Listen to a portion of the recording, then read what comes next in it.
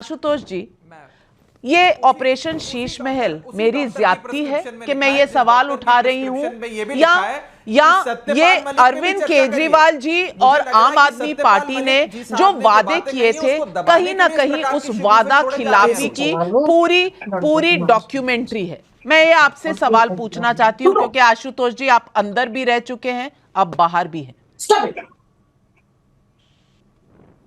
नविका जी, इस सवाल का जवाब जो है मुझे लगता है कि वो दूसरे तरीके से देना चाहिए। 2013 में जब दिल्ली में आम आदमी पार्टी की सरकार बनी थी, उस वक्त उनके घर की खोज की जा रही थी और उस घर की खोज के समय एक प्रस्ताव आया था कि 5-5 बेडरूम के डुप्लेक्स को एक कर दिया जाए, क्योंकि मुख्यमंत्री के लिए अपना घर और साथ ही साथ दफ्तर के लिए जरूरी चीजें।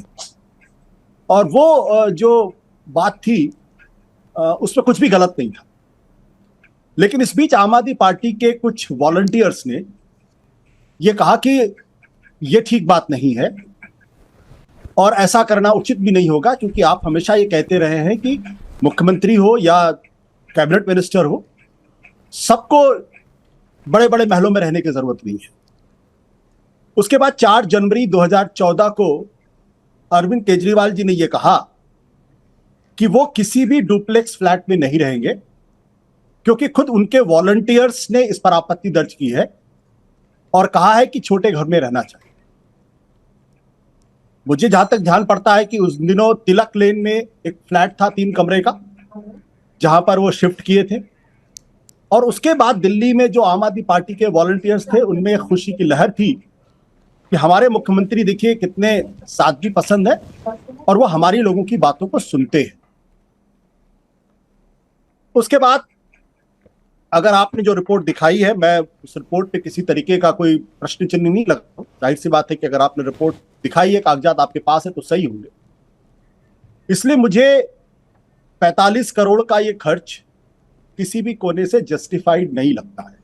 और ये तर्क भी ठीक नहीं है कि मध्य प्रदेश के मुख्यमंत्री किस राजमहल में रहते हैं, दिल्ली के लेफ्टिनेंट गवर्नर किस राजमहल में रहते हैं, प्रधानमंत्री कितने बड़े महल में रहते हैं, क्योंकि इन सब लोगों की असलियत सबको मालूम है।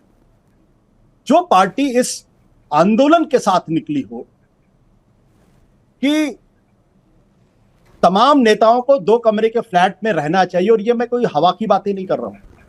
पहली बार अगर मुझे ध्यान पड़ता है तो 27 दिसंबर 2013 को जब अरविंद केजरीवाल शपथ लेने के लिए जा रहे थे रामलीला के मैदान में, तब वो सरकारी गाड़ी से नहीं गए थे, वो मेट्रो से गए थे।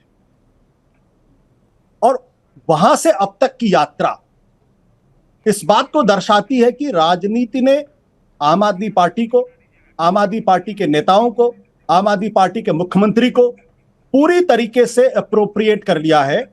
और आज उनमें और दूसरी राजनीतिक पार्टियों में कोई फर्क नहीं है। आपका यह सवाल पूरी तरीके से जायज है कि जो राजनीति बदलने के लिए आए थे, अगर वही राजनीति के रंग में ढंग जाएंगे, पूरी तरीके से रंग जाएंगे, तो फिर राजनीति बदलने का काम कौन करेगा और क्यों इतनी बड़ी बड़ी बातें की गई। मुझे अच्छी तरीके से याद है कि रामलीला मैदान में अन्ना हजारे कहते थे, मेरे पास तो कुछ नहीं है, मैं तो कुटिया में रहता हूं, मेरे पास एक खाट है और मेरे पास खाने का एक बर्तन है, बस। और उनके इस वक्तव्य पर, इस स्टेटमेंट पर ही इस पूरे देश के अंदर भ्रष्टाचार के खिलाफ आंदोलन शुरू हुआ था।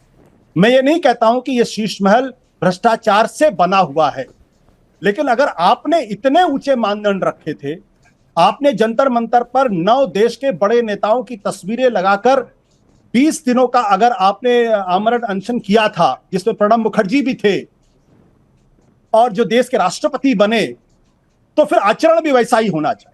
फिर आचरण, अगर तिलक लेन का जो फ्लैट था जिसमें आप रहे थे, तो फिर आपको उसी तरीके के फ्लैट पर रहना चाहिए, या जिस तरीके से फ्लैग स्टाफ का जो पहला मकान था वो भी अपने आप में ठीक था, उसमें भी कोई दिक्कत नहीं थी। लेकिन 45 करोड़ का अगर उसमें रिनोवेशन हुआ है तो कम से कम मुझे यह गले नहीं उतरता है। और अगर मेरी बात से किसी को तकलीफ पहुंचा हो तो मैं उसके लिए सॉरी भी कहने के लिए तैयार हूं।